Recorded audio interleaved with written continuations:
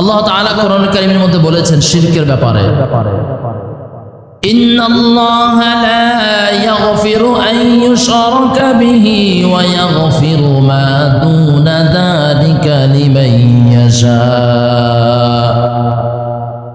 আল্লাহ তাআলা বলেন নিশ্চয় আল্লাহ লা ইয়াগফিরু আন ইউশরাকা বিহি, শিরকের গুনাহ কোনদিন maaf করবেন না। বলেন না নাউযুবিল্লাহ। ওয়া ইয়াগফিরু মা দুনা যালিকা লিমান ইয়াশা,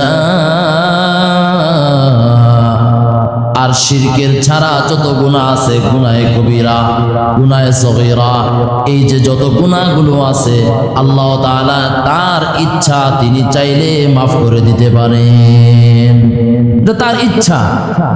কিন্তু শিরকের গুনাহ লা ইয়াগফির নাহির সিগা ব্যবহার হয়েছে।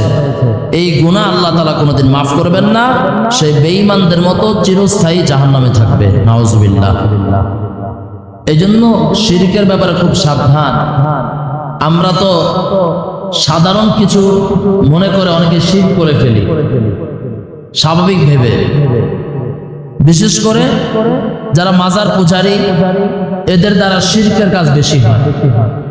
সেজদা করে মাজারে, চায় মাজারে, আছে না নেই? তো এই পর্যায়ের শিরক বাংলার জমিনে বেশি হয়। হিন্দু বৌদ্ধ খ্রিস্টান এটা তো আলাদা বিষয়, ওরা তো ধর্মীয় ভাবেই কাফের বেঈমান। মুসলমানের লেবাস ধরে এরকম শিরকের গুনাহ অহরহর মানুষ দূরে না, আমাদের সমাজেও আছে।